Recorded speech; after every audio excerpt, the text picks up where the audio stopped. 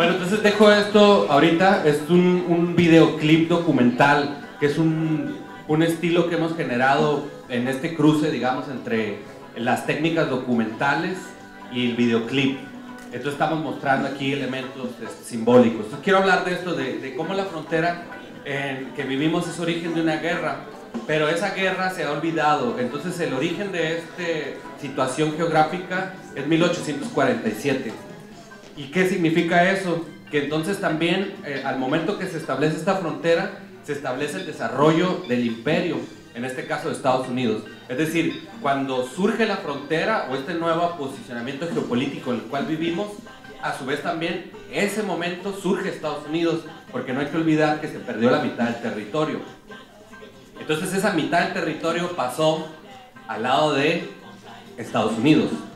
Por lo tanto, desde mi perspectiva, creo que es muy importante, sobre todo por los discursos que se han dado con las evoluciones del capitalismo, en este caso el llamado neoliberalismo, que tiene y que tenemos que reflexionar sobre una cuestión del tiempo.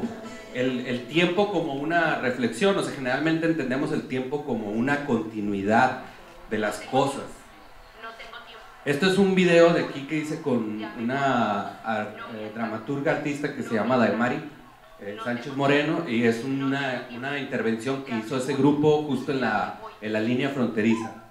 Entonces quiero decir que para entender la relación de la situación que vivimos en términos ideológicos y filosóficos, tenemos que entender el tiempo. El tiempo generalmente se establece como una línea, como un continuum, pero en realidad también el tiempo, en este caso cuando hay una división de un poder, un poderzote y un podercito, en este caso el poderzote es Estados Unidos y el podercito somos nosotros, se establece a través de que los dominadores, en este caso digamos como quien gana esta guerra, siempre va a privilegiar el tiempo futuro, el tiempo lineal y progresivo. En realidad el tiempo es un continuum así de esa forma, que es inicia nuestra vida y va a morir, pero en realidad en términos filosóficos el tiempo lineal y progresivo es una característica de la modernidad. Ese tiempo se tiene que romper, se tiene que entender el tiempo como una conjunción de pasado, presente y futuro.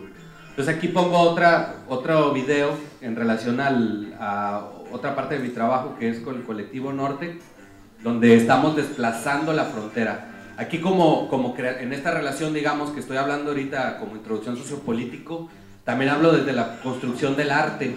Entonces este proyecto en relación a las características que tuvo, se entendía o se entendió en el momento donde yo participaba como esos viajes tenían que ver con el desplazar una frontera. Esa frontera de una otra manera está simbolizada en la música, en las imágenes y sobre todo incluso también en el posicionamiento de lo que ahí sucede. Si se dan cuenta, hay una frontera en el escenario, hay pantallas que a su vez son como una frontera. Entonces eso es como parte de lo que estuvimos haciendo en ese proyecto. Entonces este video está grabado en Shanghai, en China. Fue parte de un evento de la representación de México en la Feria de las Culturas del Mundo.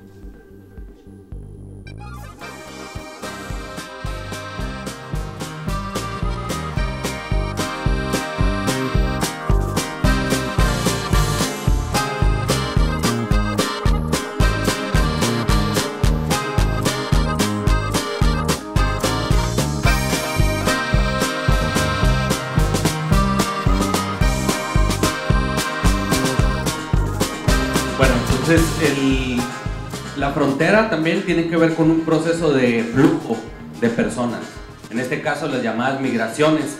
Se ha hablado en los estudios que he revisado de la migración desde un fenómeno político, económico, social, pero yo también he pensado en la migración, o sea, esto quiere decir la frontera, entonces hay un proceso, no hay trabajo en México, la gente va a Estados Unidos como una migración, digamos, económico, política, social. Pero a su vez también existe en nuestro país, por eso hablo de entender esto desde la perspectiva más larga, que es la modernidad, de las tradiciones, de las migraciones entendidas como fenómenos arquetípicos. Nuestras culturas ubicaban en el norte, es decir, la llamada Mesoamérica, tiene referente lo que sucedía en las culturas del norte. Entonces la migración en realidad no se va a poder detener nunca, aunque le pongan una malla de rayo láser, lo que le pongan, nunca se va a detener, porque la migración tiene que ver con los arquetipos culturales que están aquí desde miles de años. Entonces las culturas son movibles, la cultura nunca es fija. Entonces hay que entender cómo la migración, en este caso el fenómeno de frontera, como una cuestión arquetípica.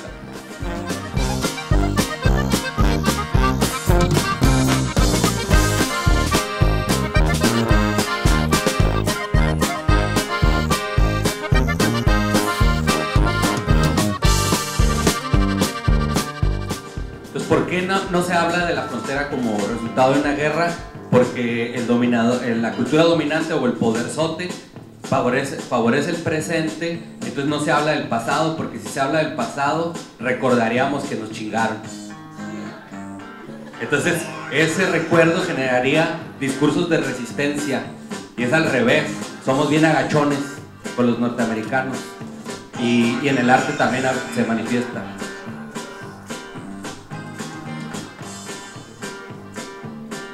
Por ejemplo, en términos arquetípicos, California está dividida a través de este establecimiento que es moderno, que es resultado de una guerra, porque la modernidad es puras guerras. Hablamos de una California alta, de una baja California y una baja California sur. Cuando hablamos de California y de frontera en relación a estos tres espacios, tenemos que entender que en algún momento fueron una sola cosa. Californios, el horno caliente. También remite, pues, en términos de ahora sí que arquetipos, a California. Entonces, la tierra del horno caliente. A su vez, entonces, tenemos que entender que nosotros, en estar separados en estas Californias, estamos separados como en su momento estuvo Berlín. Pepe me llamó... Esto es un documental que estaba haciendo en línea sobre la historia del colectivo norte.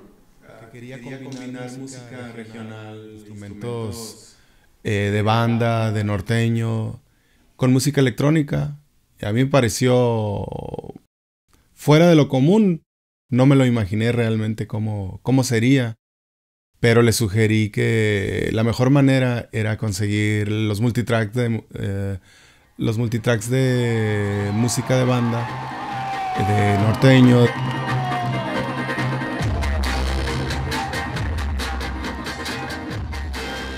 Yo pude conseguir unas cintas con mi amigo Manuel Estudillo.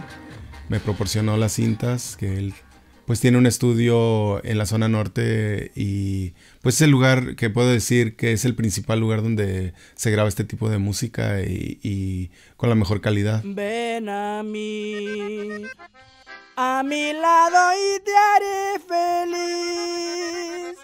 Con mis besos te acariciaré. Me pareció muy interesante cómo Pepe estuvo seleccionando los samples porque yo en el concepto que tenía de samplear y todo eso, lo que hubiera manejado es más bien buscar samples limpios, buscar la mejor calidad. Sin embargo, él fue escogiendo cosas que le parecieron más interesantes a él.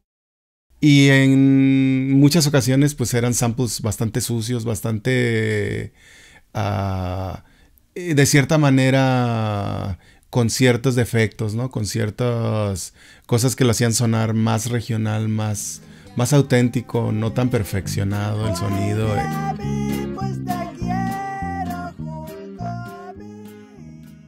Mi aportación para el álbum Tijuana Sessions 3 fue más amplia. Ya nos dedicamos un poco más en este álbum a los instrumentos en vivo, a trabajar las secuencias, las piezas, las estructuras, pero después añadir todos los instrumentos en vivo, ¿no? Gran parte de los instrumentos están en vivo. Otro tema donde Pepe me invitó fue el tema de Dandy del Sur, que hicieron en colaboración Pepe. Bueno, una cultura que privilegia el futuro, en este caso como es el tiempo moderno, puede olvidar el origen de una frontera como guerra, pero también puede olvidar el origen de su cultura milenaria. Por eso olvidamos Vallecitos. Por eso nadie va a Vallecitos. Es una zona arqueológica que está prácticamente... No hay flujo, pues. Entonces podemos olvidar Vallecitos, podemos olvidar la historia de las rancherías de los californios, podemos olvidar el origen de la guerra y podemos olvidar el origen de nuestra región también dentro de lo moderno, porque siempre estamos en la idea de buscar el futuro. Esa concepción del tiempo se le llama la idea del tiempo como una flecha irreversible. Entonces no quiero voltear atrás, ¿para qué? Si entonces yo voy enfrente y voy en la vanguardia y tengo que ser lo último, tengo que ser el mejor. Eso en realidad creo que es una trampa del tiempo moderno, para no poder ver nuestros procesos históricos y reflexionar sobre ellos, incluso para no podernos zafar de ese poder. Basado en un artículo de una revista de Rafa Saavedra, en donde salió un artículo que se llamaba precisamente Tijuana Makes Me Happy, y era una crítica a, bueno, situaciones negativas en la zona, ¿no? Políticas principalmente, y pues cosas que se hablan de Tijuana, ¿no? Comúnmente. Sin embargo, el artículo cerraba precisamente así: Tijuana me hace feliz. Tijuana makes me happy. Makes me happy.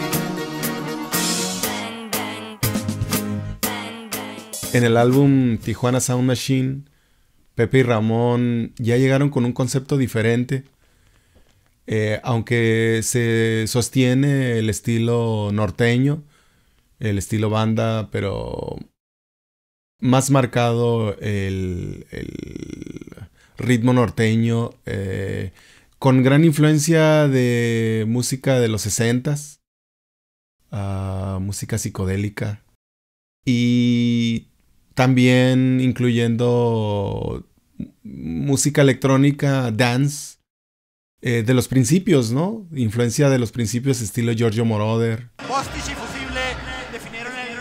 Esta es la segunda parte de ese documental. Era un documental que iba a ser publicado en línea y nos quedamos en 2 cápsulas. Y la intención era que fuera un documental que no tuviera un guión, que fuera un documental hecho en módulos, que fuera módulo 1, 2 y que lo pudieras ver de cualquier forma, como más al estilo de Rayuela. Cuando estaba haciendo esto pensé la novela de Rayuela, que lo pudieras iniciar en cualquier momento. Incluso pensaba que ese documental podría no tener fin y que nunca se iba a acabar, pero total que se acabó. Nada más hicimos 2. Y más que identidad, una conciencia de asimilación de tu entorno y un ejercicio de entendimiento hacia él, y también de identificar a tu ciudad. Los estilos en Nortec están en fricción.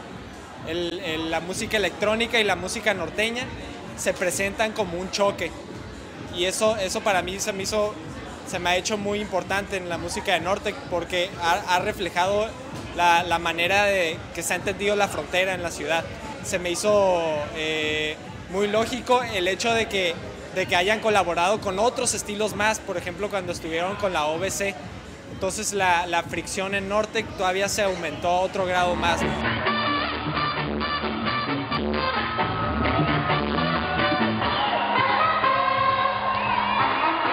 Cientos de tocadas, ya van como 4 libros acerca de Tijuana y sobre el Nortec, incontables videos. Pues el tiempo no ha pasado en vano, ha sido una experiencia muy grata para toda la escena de Tijuana, ¿no? Todo el noroeste de México, gracias a lo que Nortec ofreció como colectivo, ¿no? al resto del mundo, ¿no? Pienso que Tijuana, la segunda mitad de los 80s, fue la raíz de la electrónica en México. Siento que ahorita está en un nivel estable, pero que pueden depuntar cosas interesantes, como lo es en este momento el ruidosón, que para mí es el hijo bastardo de Nortec, ¿no? Que es la cumbia futurista y estos rollos que traen. Antes de Nortec existía una escena electrónica muy underground, pero existía. Sin embargo, después de Nortec, o a partir de Nortec, se empiezan a gestar unas cosas un poquito más masivas. Y ahora tenemos cosas como la Sexta, la calle Sexta, en donde son, no sé, 10 antros dedicados a música electrónica exclusivamente, ¿no? Es difícil para mí predecir, pero por lo que he visto viene algo muy interesante, ¿no? Es como una escuela de cultura contemporánea, ¿no? Escuché una vez en Estados Unidos de gentes que estaban estudiando el movimiento en México. Dice, bueno, es que lo que está pasando en Tijuana tiene las mismas características que tuvo Bauhaus hace 60 años. ¿Y cómo se da esto? Esto también es parte del ser frontera, porque este consumo tecnológico, cultural, que se da y que se manifiesta en estos productos, tiene que ver también con el hecho de ser frontera. O sea, cuando yo hago esta crítica a la modernidad, a la frontera, también puedo entender como proceso crítico las cosas positivas que genera esta relación. Es una relación asimétrica en realidad, y también, por ejemplo, en términos, ahí lo estamos viendo, esos instrumentos con los que se hicieron electrónicos, con los que se hicieron esa música, digamos en la parte que no es la tuba, lo regional, son elementos de segunda. En este caso nosotros, cuando se habla de una ciudad, tiene inputs y outputs culturales. En muchos de ellos nuestros inputs son basura, somos resultado de la basura tecnológica de Estados Unidos, y hay que aceptarlo, o sea, hay que aceptarlo, me lo digo a mí mismo, porque a partir de eso es cuando tienes una conciencia y dices, pues sí, esto claro, esta basura tecnológica no la tienen otras ciudades, pero eso no quiere decir que deje de ser basura. Es igual como en la arquitectura, las paredes de garage con las que se construyen las periferias de la ciudad. Eso también es un input que a su vez es una basura, pero hay una retransformación. Ese es el poder de la cultura, resignificar las cosas también. Entonces, con estos mismos elementos que son basuras imperiales, se hacen estos productos. Igual nuestras cámaras, igual toda esta posibilidad que tenemos de poder accesar tecnológicamente, porque no olvidemos, no estamos hablando nada más de una relación con Estados Unidos, sino estamos hablando de una relación con California, que viene siendo el estado, o uno de los estados, el primero o segundo más poderoso de Estados Unidos. Es decir, nosotros somos resultado y se nos da la basura del estado más importante del país más importante del mundo. O sea, aunque no esté de acuerdo en eso, pero eso es la verdad. Entonces, esos son elementos, digamos, socioculturales que quería comentar. Y por otro lado hablo desde acá, desde la cuestión fronteriza y el arte. En esta cuestión, nuestra región tuvo un desarrollo como muy importante en términos de instituir cosas, de construir una serie de elementos que le dieron una solidez a la producción artística local. En este caso, por ejemplo, hablo del proceso de desinstitucionalización que ha tenido el arte en las últimas décadas. Por un lado, veo algo muy positivo en términos de elementos, por ejemplo, como cuando se instituyó el COLEF, cuando se instituyó el SECUT, cuando se instituye la UABC, por ejemplo. Son elementos que nos van a dar una profesionalización también a la producción artística, que eso hicieron que hubiera un crecimiento muy importante en la región. Aquí, este es un arte público del proyecto Animales Hombre, que está instalado en el Callejón del Travieso, en el centro. Entonces voy a poner un ratito y luego ahorita sigo comentando. La relación galería, museo, espacio público.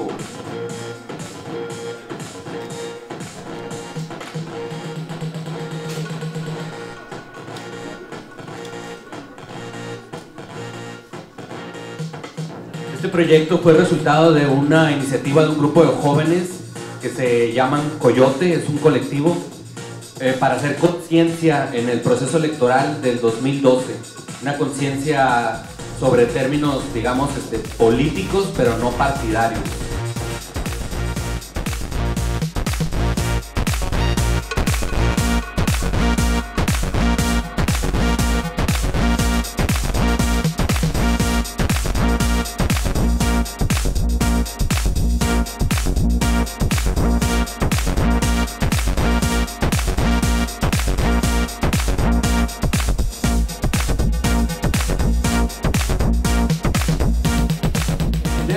Seleccioné este video para hablar de la relación. Por ejemplo, el arte moderno tiende a encarcelar la expresión artística, obviamente porque el arte es muy poderoso en términos de la iniciación crítica. Entonces el museo y la galería, a final de cuentas, vienen siendo una especie de encarcelamiento, porque el arte en el espacio público puede ser intervenido a través de la percepción por múltiples personas.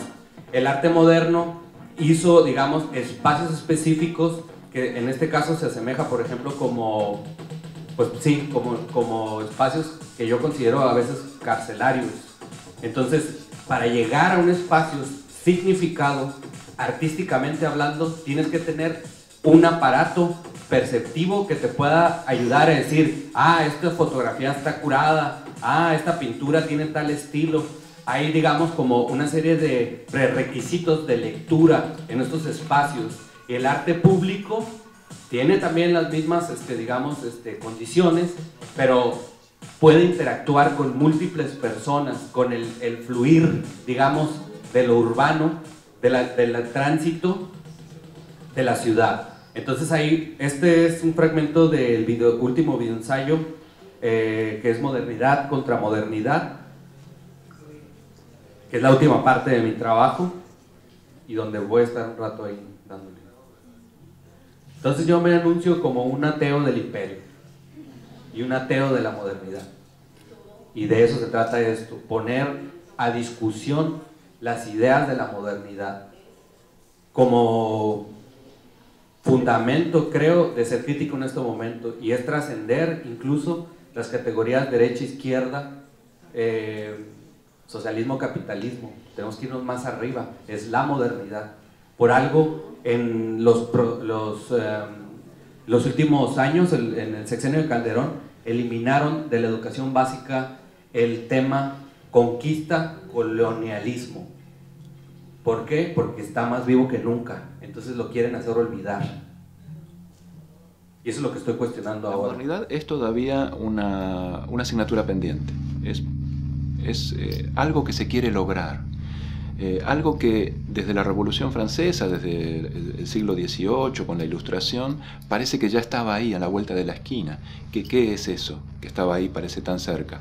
Que cada vez íbamos a ir recorriendo un camino de mayor racionalidad, un camino hacia ese objetivo de que la mayor parte de nuestras acciones estén regidas por la razón y por lo tanto seamos mejores como especie, como individuos, como sociedades, porque la racionalidad, que esa es la clave de la modernidad, iba a ocupar todo ese espacio. 200, 300 años han pasado de eso y hay muchos reparos sobre este tema. Uno ya lo ponía Rousseau, que era contemporáneo a todo el fenómeno de la Ilustración, cuando se presenta en ese concurso con un trabajo que había que responder: ¿las ciencias y las artes han significado un progreso de la civilización humana? Y Rousseau dice no. En realidad nosotros, a través de la razón, no estamos avanzando hacia etapas superiores de organización o de bienestar o de una buena vida, sino que la civilización, a medida que avanza, encuentra al hombre cada vez más alienado y viviendo una vida más pobre. Pues yo pensaría en la modernidad más que como un concepto o una definición propia, como un entendimiento. O sea, pensar en la modernidad en términos de entender diferentes procesos y diferentes dinámicas juntas. La crisis que nos está tocando enfrentar pone en evidencia el fracaso de una serie de discursos y de entendimientos que tienen que ver con muchas cosas en términos de procesos económicos, de relaciones humanas, de desarrollo de la cultura y en sí de los grandes conceptos que la modernidad se suponía que implicaba, ¿no? Que era el orden, el progreso, el desarrollo.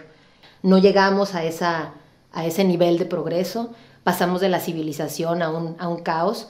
No llegamos a este nivel de desarrollo tecnológico y científico al que todo el mundo puede tener acceso. Hay mucha desigualdad en ese ámbito y evidentemente tampoco hemos llegado a una idea de orden. Y tan así que no hemos llegado que hemos enfrentado 2 fraudes electorales seguidos. Entonces, ¿cuál progreso, cuál orden, cuál razón? Nada. Es un engaño. Y esto es las manifestaciones que se dieron en el 2012, que fueron un esfuerzo de la sociedad, fuera de los partidos políticos, fue una organización a través de redes sociales. Y ahí está, lo que yo nunca pensé que iba a pasar en Tijuana, pasó. Miles de personas en las calles exigiendo eso, que nos respeten, pues, que nos tomen en cuenta. Neta, no, o sea, no está pasando, y no es de una elección, es de siglos.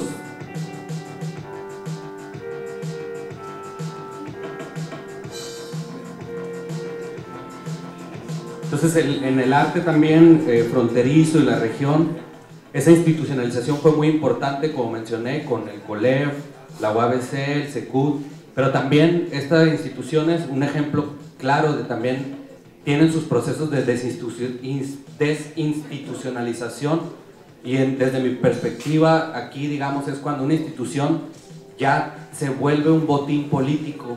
Entonces se utiliza para un fin incluso hasta económico, para que un grupo de privilegiados gane salarios altos, y en realidad es utilizado, digamos, como un botín. En este caso fue el nombramiento de Virgilio Muñoz como director del SECUT. Ahí se tronó para mí y empieza un proceso de desinstitucionalización, y por eso surgen múltiples espacios, digamos, como un efecto de daño colateral, para ponerlo en los términos de la guerra.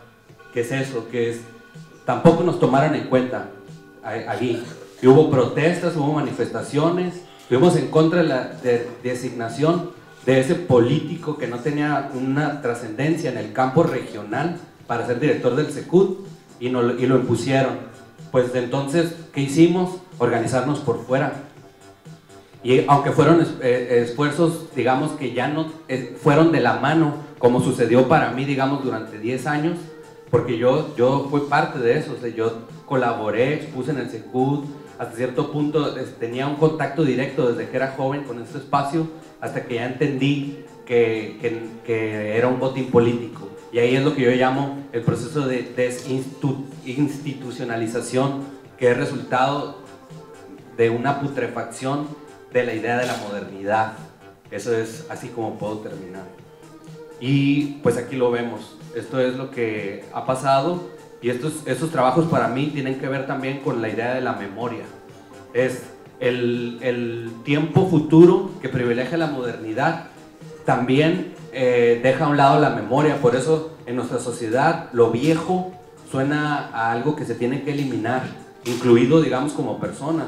Los viejos, en lugar de estar viviendo, digamos, de manera digna, están empacando en la comercial mexicana, porque privilegiamos el tiempo presente. De hecho, vean cómo dicen, los jóvenes es la respuesta. No es cierto, los jóvenes no es la respuesta. Ahí está el resultado. ¿Qué pasó? El calderonismo eran puros jóvenes. ¿Recuerdan que era un joven como Mourinho? ¿Qué ejemplo va a ser ese para todos nosotros? No, verdad es que el ejemplo, o sea, en ese sentido, el tiempo futuro de la modernidad que privilegia a la juventud está errado. Tiene que ser eso, sí, pero también con el basamento que es el tiempo pasado, y a su vez pensando en el futuro. Pero eso es algo que no se está ejerciendo. Entonces por eso estamos enfrentando los problemas que estamos enfrentando. Y pues así termina esta imagen, con algo muy bonito para mí y muy emocionante, que se logró una conciencia política entre miles de personas. No ganamos, nos derrotaron, o sea, pero digamos que la batalla ya no se fueron limpios, porque estas protestas son muy importantes. Entonces, pues eso es lo que pasó.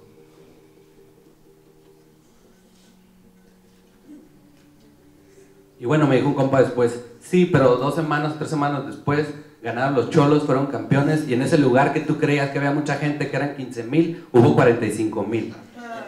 Entonces, efecto, eso es la utilización del deporte y lo político, nos ganaron. Entonces, eso es la verdad. Con eso termino esta parte.